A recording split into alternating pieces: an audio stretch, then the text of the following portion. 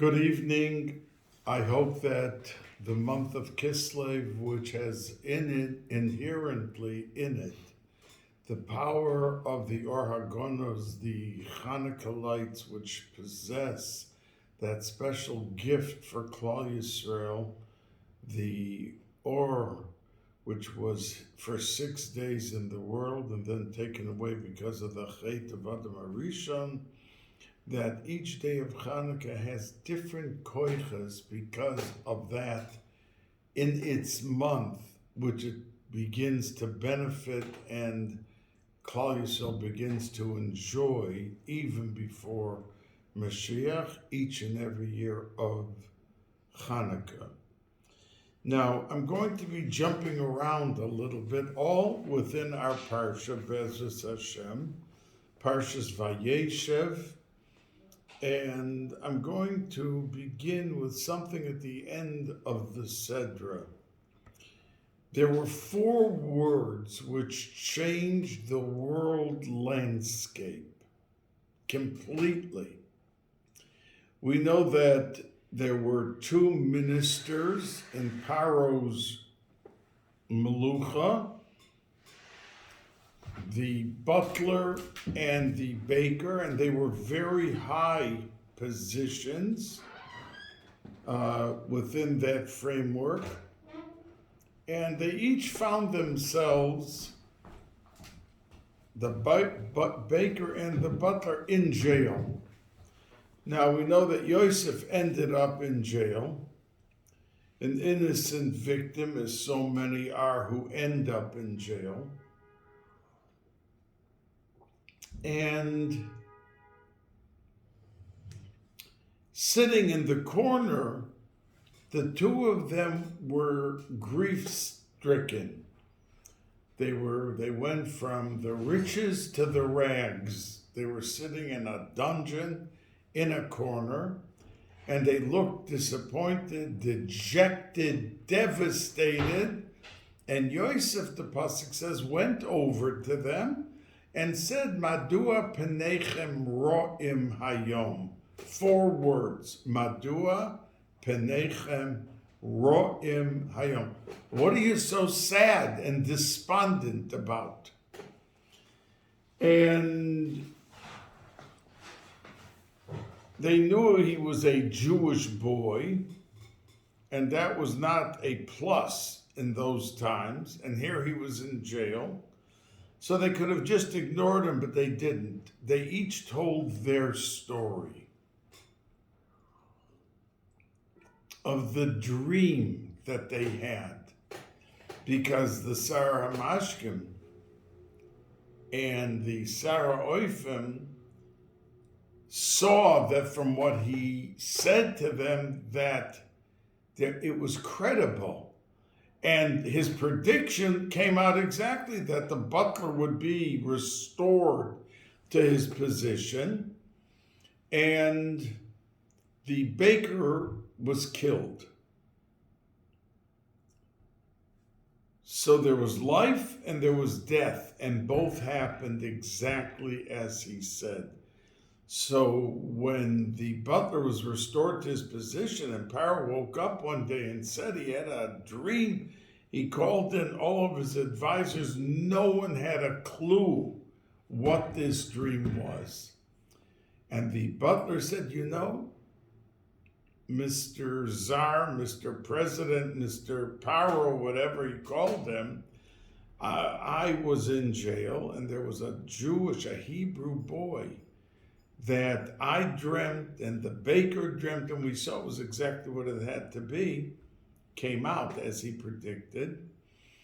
So when Paro heard this, he said, quickly bring him, and they gave him a haircut and they gave him new clothes, and he took a good shower, and they brought him to Paro. And from that story, he became the viceroy. He fed the entire world. He became the world's hero. And he maintained his tzidkas, because as I've said to you on occasion, that Avram, Yitzchak, and Yaakov were called Avinu. Avram Avinu, Yitzchak. Moshe was Rabbeinu. Aaron was the Kohen Gadol. David was the Melech. But no one had the title of Tzaddik except for Yosef. Yosef was the Tzaddik. So for his walking over to the butler and the baker and saying, Madua penechem roem ayom, what do you look so sad about? Evolved the entire story of how Yosef saved the world, because the famine was not just in Mitzrayim, it was worldwide. So sometimes the same way, it had nothing to do with money, it had to do with a little bit of time. And for those 5 minutes of concern and sensitivity to another person, came out the salvation for the entire world. And that lesson to us is, whether it's an old lady who lives next door to us, whether it's a group of students, or it's the family. And like I saw once a father that they were celebrating a birth date. And the father asked his son, who was like 25, it wasn't the boy, the son was maybe 20. I mean, he was a younger boy, but not a 6-year-old, to go bring the cake from the car. And he took it out, and it was a very elaborate cake. It was for an uncle, and there were like 40 strawberries on it, and it was a very beautiful, expensive cake. And the son, who was asked to take it out, dropped it. Now, the father could have been very critical. What did you do?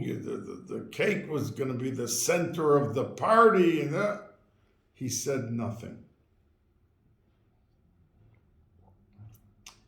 And 20 years later, that son said to that father, you don't realize or appreciate what the impact of your not saying a single thing when you had every right to yell at me, and how did you carry it, and that. But you said nothing. And that lesson is etched into my innermost sanctum, to my skin, when I deal with my children. What should I criticize? What should I ignore? It came from that cake. Madua penechem ro'im hayom. Now, Rabbi Balkany Wasserman, Zecher Tzadik v'Kodesh Levracha Zechusa Yogein Aleinu Hashem Yinkom Damo. He was killed. He was here in America, and they told him, don't go back. And he said, I must go back. My flock is going to be murdered, and I have to die with them singing Ani Mamin. And that's exactly what happened. He got back, the Nazis came in, took them into captivity, and shortly thereafter killed them, and they all held hands and sang Ani Mamin. So Rabbi Balkany Wasserman once said, how could it be that there's such a thing as the blood libel? Jews, if anything, are the most distant from blood. People have to soak the meat and salt the meat to get every possible drop of blood out. It's so treif, we run away the other way. So of all things, for people to have said throughout the hundreds and hundreds of years, yeah, they baked their matzah with the blood of a Christian or a Muslim child, a non-Jewish child, and that people should believe it. I mean, they have to be, it's unbelievable. And don't forget that the blood libel was not something from 500 years ago. In upstate New York in 1928, there was a blood libel. So he answered and said from Parshas Vayeshev, our Parsha this week, because since the Shiftan took the tunic, the cloak, the colorful cloak, the tunic, and dipped it into the blood to fool their father, and they said to him, well, we found the tunic and it was full of blood, probably a wild animal ate Yosef. And they lied to their father. And that was the vehicle for his 22 years of crying and mourning and sadness and everything. Says Rabbi Balkany, because of that story, because Ma'aseh Avos Siman Labanim is for the good and for the bad. And since they did that, we are paying by every pogrom and every devastation of communities by that wild rumor, that statement, that accusation.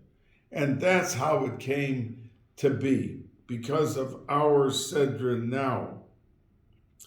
Now, this Shabbos, Shabbos Vayeshev,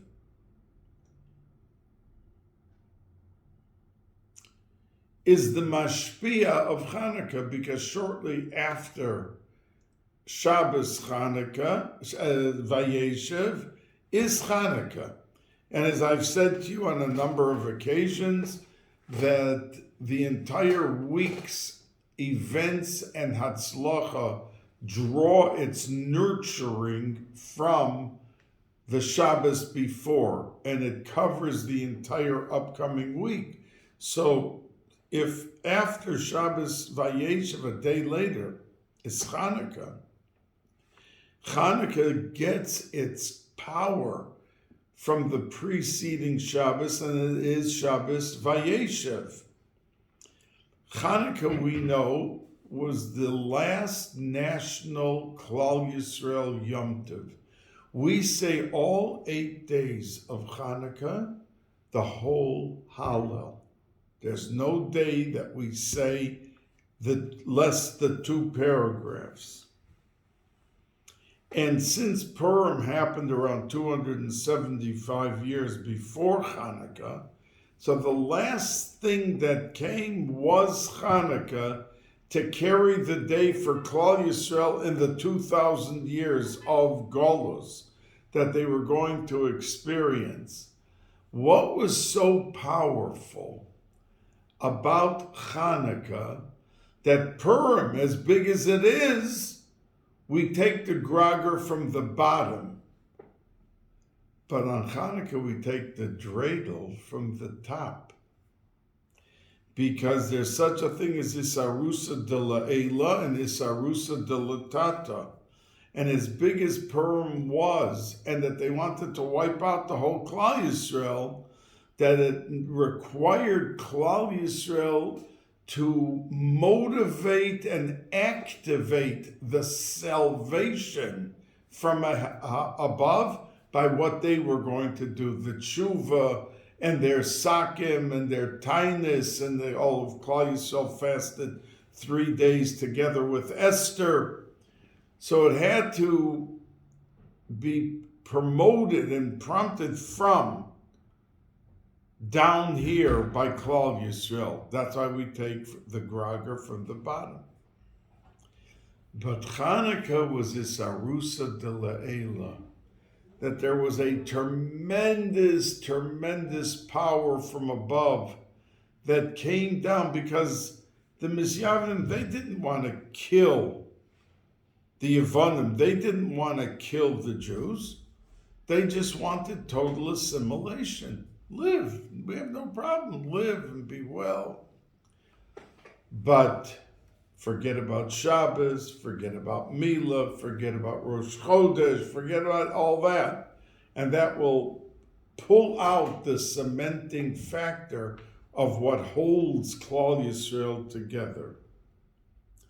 So when we come to Parshas Vayeshev, there are two events in Parshas Vayeshev that are part of the projection of Hanukkah. Because Hanukkah, really, if you look at Hanukkah, the mitzvah of Hanukkah is lahodos ulahalel, but it's the lighting of the menorah. That's what we make the bracha on. There's no lulav, there's no esrog, there's no other type. Even the latkes and all the minhagim that we have, the customs, we don't make brachas on that. It's not like on Rosh Hashanah we take an apple and make a bracha and then say a Yehi Ratzon with Hashem's name. We don't say any Yehi Ratzon on Hanukkah. But the actual power of the menorah with as the Ramban in Parshas Baloscha says, that Aaron HaKohen, when he lit his menorah, it was effective for all menorahs to come, that in there was the Or HaGonos.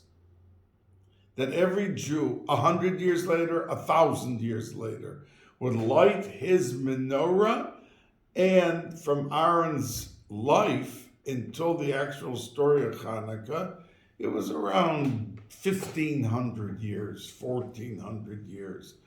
But he was able, through his tremendous machshava, dibur, and maisa, to bring that down as a reality for each and every yid in the future. But our real goal is to have the Geula Shlema and Mashiach. Now, there were two stories in our Seder. One was with Yosef, who found himself in the house of Potiphar, that he was sold down as a slave to Mitzrayim, and Mitzrayim, he was bought by Potiphar to be his butler, to be his household help. Now, as we know that the wife of Potiphar, she wanted to be intimate with Yosef. But it wasn't such a simple story. This wasn't just a woman who was a balas taiva and whatever. Because she said at one point to Yosef, when he was refusing, listen, Leos etzla, Leos ima. Be with me either intimate in this world, or if you don't want this world, no problem. Be with me in Olam Haba. Now, a person who's interested in pure taiva is not talking about Olam Haba. And that, look at Rashi on the words Leos etzla, ba'olam hazeh, says Rashi, Leos ima, li'olam haba. So this is a woman, because she saw that from her house was going to come out, from heaven was going to come out the redemption for the Jewish people. And that is the reason that Yosef, there was a girl in Yosef's house. Her name was Osnas, and she was the daughter of Dinah, who was violated by Shechem. And when Dinah brought this newborn baby home, Yaakov Avinu said, I don't want her here in the house. The Medrash says, and he put a kameya, an amulet, around her neck that said, Osnas Bas Dinah Bais Yaakov. And when Yosef HaTzadik, the Medrash says, saw that, he realized this was his niece. It was his sister, Dinah's daughter. And he married her. And with her, he had Menashe and Ephraim.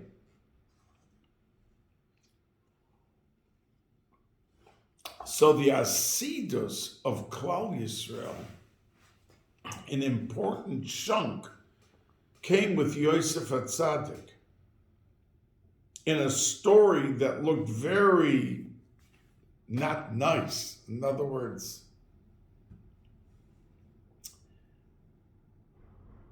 and then we find that Yehuda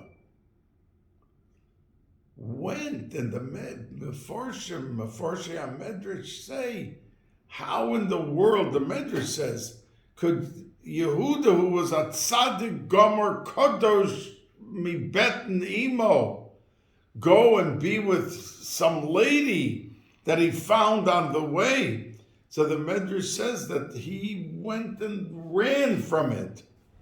But there was a malach there that pulled him back and pushed him into it.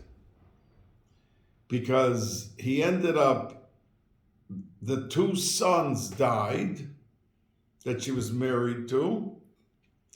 And then there was a third son, Al-Siyibum, that Yehuda should have given to her to be miyabim, but she was sitting unmarried for years. And she saw finally that Yehuda will never give him because he was afraid that maybe that son is going to die the same way the other two sons died. So he didn't give it to her. But she saw, and you see how holy this woman was, that she had to have someone, and Mashiach was going to come out. And it was from the house of Yehuda. So if the two sons died, you're not giving me the third and last son. She had to do something that Yehuda would be intimate with her. And from that, and you see how big she was, that she was ready to give her life rather than embarrass Yehuda when she pulled out the staff and she pulled out the items of Yehuda that he gave her as payment because he didn't have any money with him. So he said, meantime, I'll send you the money, but here's my staff and here's my... So at the end, when they were about to burn her, because she was the daughter of Shem, and the daughter of a Kohen, Shem was a Kohen. We see by Avram, Hotzi Lechem V'yoyin, V'hu Kohen L'Keil Elyon. That was Shem ben Noach. Shem, the son of Noach. So Tamar was the daughter of Shem. And a Bas Kohen, Shezinsa, the halach is Sreifa. And that's why they were taking her out to kill her. So she was going to go through the killing and allow herself and two babies in her to be killed rather than embarrass Yehuda. But she just held up the staff and said, whoever owns this is the one that I am expecting from. Yehuda saw this. He didn't deny it. There were 10,000 people standing here watching this. And he said, I have to admit, the woman is right. Sodka mimeni. It's from me. It's from me that she's pregnant. And she gave birth to a child that Mashiach came out from. So we see two stories that we would say that for sure has nothing to do with Mashiach. Meeting a woman in the middle of a field or a road. But it's that Hesach Hadas that Mashiach will come, because that came out, the two daughters of Lot got pregnant, and from one of those was Moab, and that's how Rus was the great-great-grandmother of David HaMelech. And so we see from these type of unseeming, that seems to us the last thing in the world, from the Lot and then from Tamar and then all of this, that Mashiach could ever come up, but that's exactly how he's going to come. It's called Hesach Hadas. You don't think it has anything to do with it. It like diverts your attention completely with such a story, but that's absolutely the way and story that Mashiach would come. Now,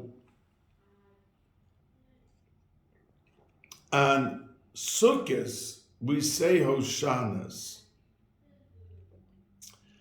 And in one of the stanzas that deals with Yerushalayim, Oma Nichoma, the fourth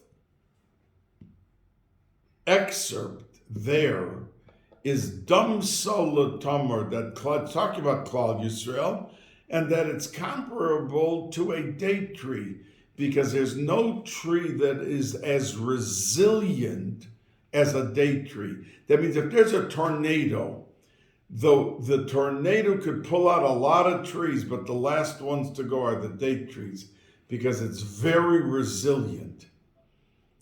And so when we say about Klal Yisrael, we say Damsa L'Tomer, that Klal Yisrael is very resilient in its power to resist and to survive. Look how we've lived for 3,000 years, being beaten on, expelled, always the victim in these stories of communities, and then we got kicked out or killed or whatever happened to us. But we didn't give in on our faith. And that's why it says Damsa L'Tomer when it's talking about Klal Yisrael, that we are compared to the resiliency of a date tree. But the Bnei Yissaschar translated it a little differently. And he said that Klal Yisrael is Damsar comparable L'Tamar to the Tamar of our Parsha, the lady whose name was Tamar, because she was ready to be burnt at the stake in front of 10,000 people, herself and 2 children, not to embarrass Yehuda. It was Yehuda who spilled the beans. And she just said, whoever owns this and that, but it was still concealed. No one knew who it was. But when Yehuda saw it, he knew it was his. And he called out, the woman is right, it's from me. And Yehuda was zoiche to Malchus because of that. That means someone in front of 10,000 people could have kept quiet. Or am I going to embarrass myself in front of 10,000 people? Be a scandal, so she'll be killed. So we'll do something in her memory. We'll try to do something for her. But I should go give up my whole asidus and my whole standing in the community. But he did it. And that's why he was Zoichet to Malchus, because the famous question is asked in our Parsha about Yehuda. Yehuda, they took Yosef and they threw him into a pit, a snake pit. He was going to be killed. So Yehuda stood up and he said, Ma Betza, what are we going to gain that our brother is going to be killed? Let's take him out and just sell him down to Egypt to get rid of him. So the question is, the Shulchan Aruch says that when 2 people come to a din Torah, the halacha is that the dayanim, the judges, are supposed to try to work out a compromise. Only as a last resort do they have to go through listening to his tainas and his time, and then render a decision. But mitzvah, the Shulchan Aruch says, livtzoa. Livtzoa means to make a compromise. And when Yehuda said, Ma betza, what are we going to gain? It's the same word as livtzoa, betza. And he was making really a compromise. Whereas you all want to kill him and leave him in the pit. And I want to do something that's a compromise. So he took out, but the Gemara says that if a person does a compromise and he doesn't finish his mission that he started, hamaschel b'mitzvah ve'eno gomro, that he began a mitzvah, he began a project, but he doesn't finish it. Koivrin es ishto ve'es bonav. I mean, it's a very lo aleinu, lo aleichem 1,000 times. It's like the most extreme curse that could be said just because he didn't finish. He was in the middle and he didn't finish. That he'll end up bearing his wife, excuse me, and he will end up bearing his sons. And the Gemara says, just like, and by Yehuda, he wanted to make a compromise. His wife died, and his two sons, Er and Oinan, died. Because he wanted to do a compromise, so the Mefarshim asked, I mean, okay, maybe his judgment wasn't proper, or he has to endure some sort of a punishment.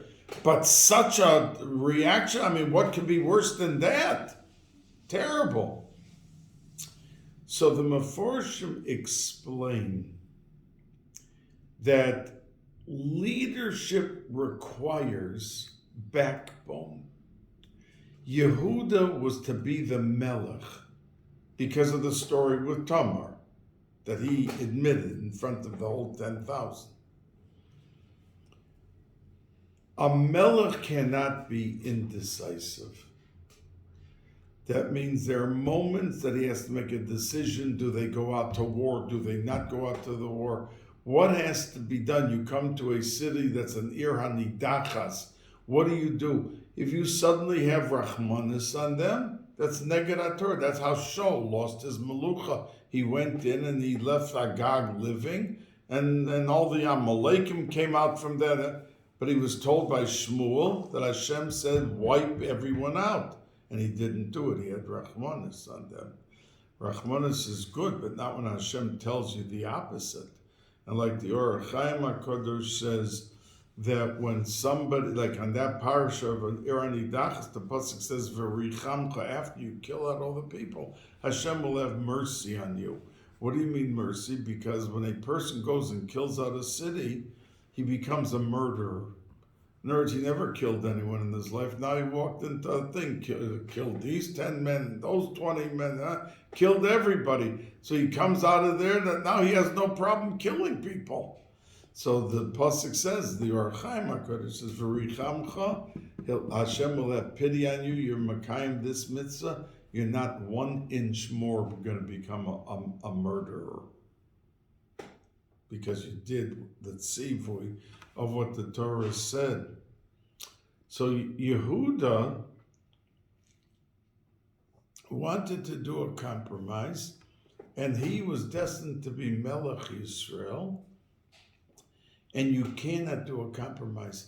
Either you feel that when the brothers sat down as a bezdin and paskin that Yosef is a roidev, and Yosef therefore he wants to kill them, and they sat down as a bezdin and they were done. All the tzedodim of the Shaila, and they came out that he's a din roidev, he wants to kill us, we have to kill him. So if that's the case, why did Yehuda, why did you pull him out of the pit? If he's chayiv misa, you should have just left him there. But the truth is that Yehuda suddenly had in his mind, because the pasuk says, "Vayikanu vo echad," that the brothers were jealous of him. And it hit him that maybe there was a percent. We were talking about the Shiftan, tzadikim kedoshim gemurim, but maybe 0.00001. There was a speck of negias because of the jealousy that when they sat down as a bezdin, that it wasn't 100% of Gabbai, it was 99.9%. But there was something there that wasn't 100%. So he felt that he could pull him out and save him at least from life. We would have said, look, is it so bad? I mean, he would have died there, and here at least he lived. So it's not so bad. So why do we go so strongly against him? Because of the fact that Malchus requires decisiveness, and there can't be any room for wishy-washy, half-based whatever. And that's why he paid a price, because he went against the whole mahus of what he had to be. And we find, interestingly, that the Gemara in Brachos on Daf Zion tells the story of Rabbi Yochanan ben Zakkai. Now, everyone knows that Rabbi Yochanan ben Zakkai he was a Tana, and he was the biggest of the big of that generation. And he had the most outstanding Tanoim, Talmidim. And so the Gemara says there that he was near death, near Petira, Rabbi Yochanan ben Zakkai. And his Talmidim came in to visit him, and they found him crying. So the Talmidim said, Amud hayamini patish hachazak. They said on him that, Rebbe, you are the outstanding human being of the world. Why are you crying? So he answered and said, if I was going in front of a human judge, wouldn't I be worried about my life? And he's only a judge here. And even if he took my life, it's only my life here. If I go up there, I have eternity. But I would still be nervous. So shouldn't I be nervous if I'm going before the eternal judge and So the Mefarshim all ask, Rabbi Yochanan ben Zakkai was almost perfect. He was perfect in his life. What in the world could that mean? He wasn't praving anivas and acting from or whatever.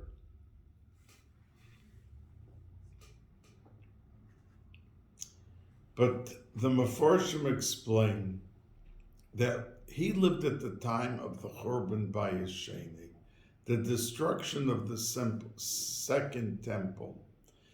Rome was to destroy. And Rabbi Yochanan ben Zakkai came up with a request to meet the Caesar, the king, the Caesar, and it was granted. And he came with 3 requests, and they granted him all 3. The first thing he asked is, you're destroying Eretz Yisrael, Yerushalayim, the Bais Hamikdash. I want to save Yavne v'chachomeha. There was a city, Yavne, and in Yavne were the biggest Talmidei Chachomim of Klal Yisrael. So to preserve Torah and that it should go on, he asked that they be left alone. That when you go and destroy every city and you destroy the Harabayas, leave alone Yavne. And it was granted. And when they waged war and destroyed half of Eretz Yisrael with it, they never came near Yavne.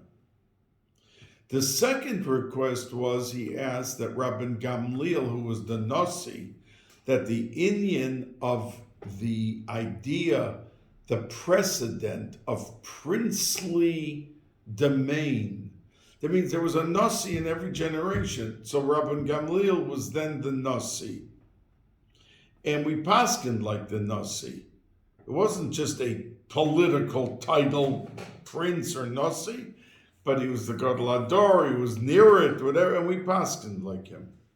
So Rabbi Yochanan ben Zakkai asked that Rabbi Gamliel and the idea of Nesias, his son, and that it be able to be, there be continuity and it not be lost.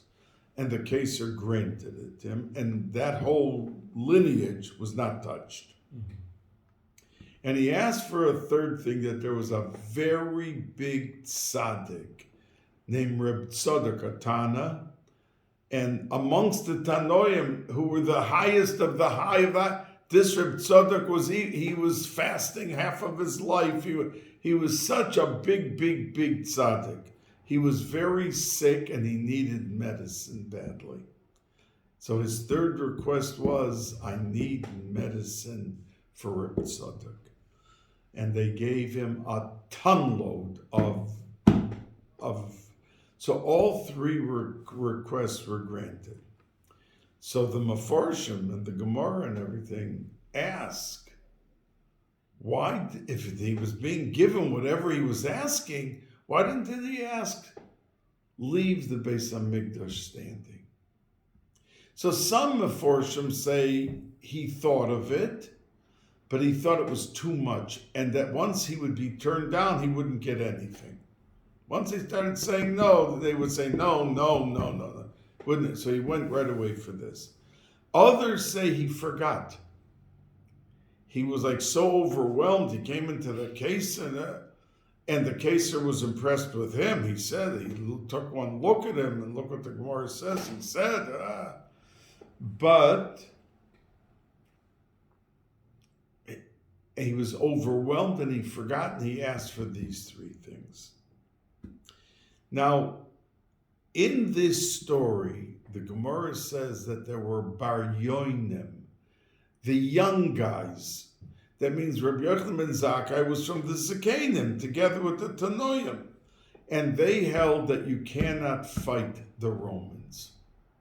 The elder generation, you have to sit down at a table, get what you can get in a diplomatic, communicative way in dealing with the Romans. But there was a whole army of youngsters, hotheads, and they were called the Bar Yonim.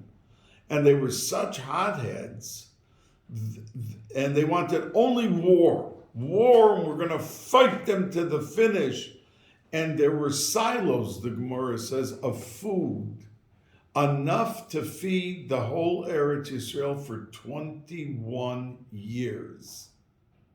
And these Bar Yonim went and burnt down all the silos. They destroyed all the food because they felt you have to fight, and if there's no food, you have no choice. You must fight to survive. That's your only last choice. But had they had the food, people wouldn't have felt that they had to fight. So they went and they burned down the silos. Now the leader, the head voice of the elderly group was Rabbi Yochanan ben Zakkai. So Mefarshim say that Rabbi Yochanan ben Zakkai thought when he was dying and he was crying, maybe when I went to the Kaser and I asked him for those three things, I didn't ask him for the Bais HaMikdash because deep down I wanted to show the Bar Yonim that they were wrong. Because had the Bais HaMikdash continued to stand, that what did we lose? We didn't lose the Bais HaMikdash. So the fact that they burnt down all the silos and that they were hotheads to fight to the finish wasn't so bad. So I wanted deep down that the Bais HaMikdash, whatever Minas Shemaim they'll do, and if it's destroyed, it's destroyed.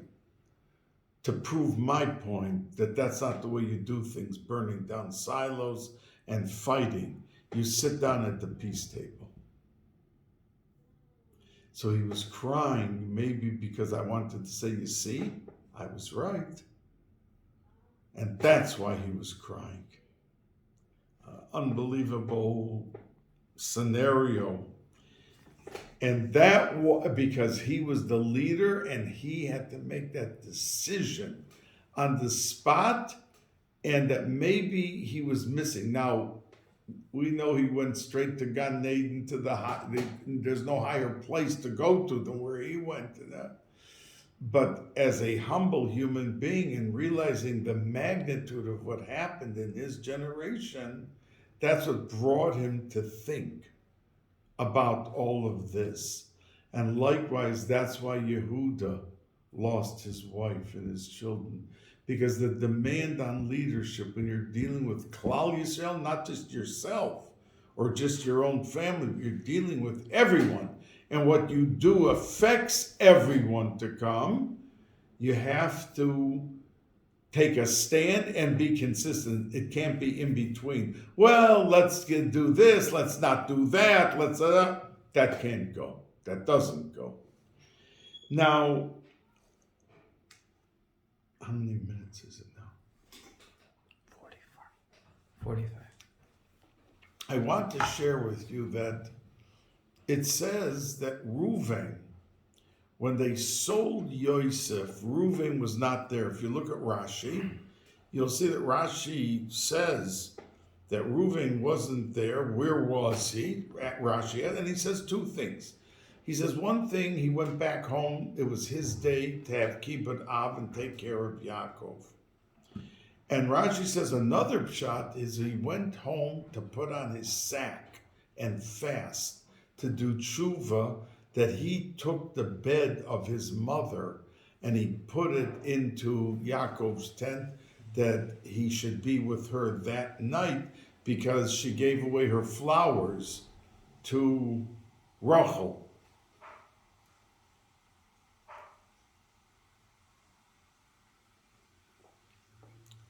Now, when the story of the flowers and Reuven brought his mother the flowers, and Leah standing there with the flowers, and Rachel comes and says, "Could I have?"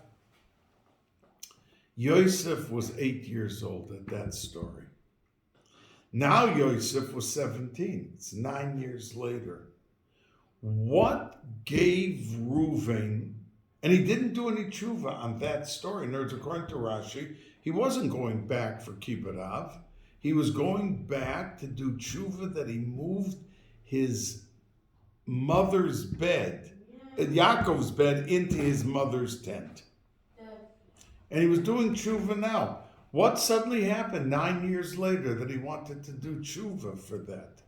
But the answer is that when he saw what was going on with the brothers, that they threw him into the snake pit. And Reuven never wanted him to be in that pit. Reuven himself, the pasuk is made and says, when he came back the next and he didn't find Yosef there, and what was lahashivo el oviv, the pasuk says that his whole kavanah was to take Yosef and bring him back to the father. So he was never maskim to this. Why not? The brothers sat with a bezdin.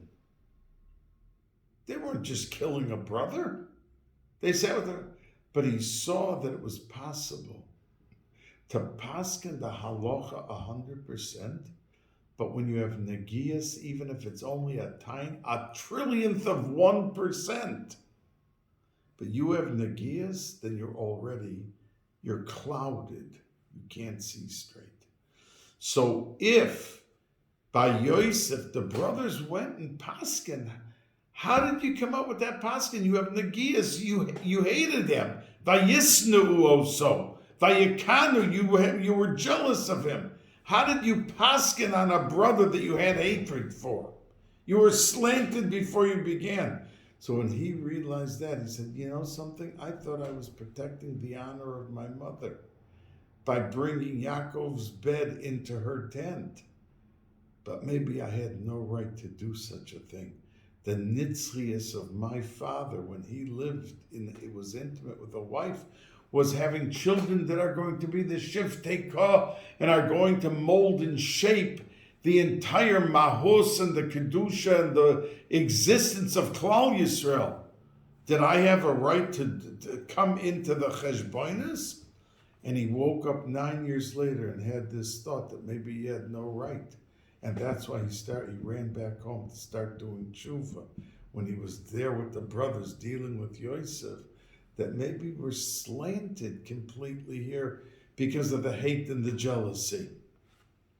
And that's why it was his first day of doing tshuva at that point. Now, we see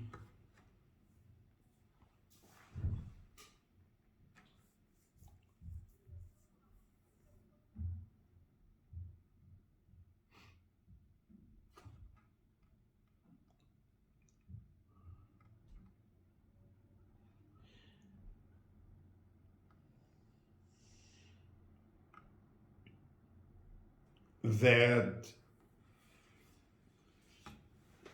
we know that the brothers the halacha is if you kidnap someone, it's a lav. If you kidnap and sell the person, you're chayav misa. The brothers not only kidnapped Yosef, they sold him. And they took the Esrim Kesef, and I said to you before Yom Kippur that they bought shoes with the Esrim Kesef, the 20 silver coins. They bought shoes, and that's why we don't wear shoes on Yom Kippur as a kapara still for that story of those shoes that the brothers bought then. And that's why, because it's not Al Savelis, like Tisha B'Av or sitting Shiva. Yom Kippur is a Yom Tiv. It's not a day of Avelis. And they were supposed to die.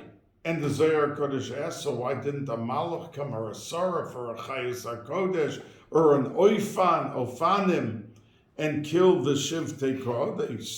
They kidnapped and sold. So the Zohar answers that there was no Malach or Chayos HaKodesh. None of those angels, no matter what category, were big enough to effectuate a punishment in the Shiv Tekoah. And they were nisgalgal 1700 years later into Tanoim, and that was the Asara Haruge Malchus, that's when they were killed. Now we know that they needed a minion, and they only had 9 because Reuven went home and Binyamin wasn't there.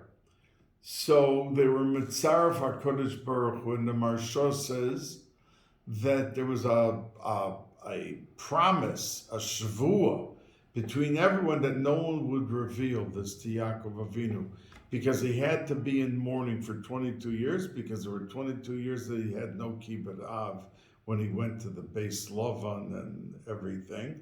So there was no kibbut av for Yitzchak, so now he was mourning for 22 years. And no one was allowed to tell, because the open question is that the Marsha asked, why didn't Yosef, who was the most powerful man at that time in the world, just send shluchim? You see, the brothers came down for food. It wasn't so far. Send a message home. I'm alive. I'm well. But until it came the time that the Gezer was over, no one was allowed to tell. And that's why it says in the Pasuk in this week's Seder, Vayef Oso Aviv, that Yitzchak was still living. And he was crying for his son Yaakov, because he saw with Ruach HaKodesh that Yosef was alive and well, no problem. But he wasn't allowed to say anything to Yaakov. And no one said, even HaKodesh Baruch Hu couldn't say, because they needed 10, so they were Mitzaref HaKodesh Baruch Hu to be the 10th. And that was the Rabbi Akiva was one of the Asara Aruge Malchus. He was killed very ugly, very mercilessly. But he was Minishmas Gerim. He wasn't one of the neshamas of the Shiv Tekoah. The others were all, but not Rabbi Akiva. So why did he have to be killed? Because he had to be Keneged HaKadosh Baruch Hu, who also needed, Kaviyachol needed a kapara for what actually happened. Now, Reuven, who was not there, his neshama went into Rabbi Elazar Breb Hyrcanus, says the Arizal, and Rabbi Elazar Breb Hyrcanus used to walk the streets. The Romans never touched him. Why not? They were grabbing all those Tanoim and killing them over a period of 52 years. It wasn't like they lined them up and the next day this one and the next day. It was over 52 years.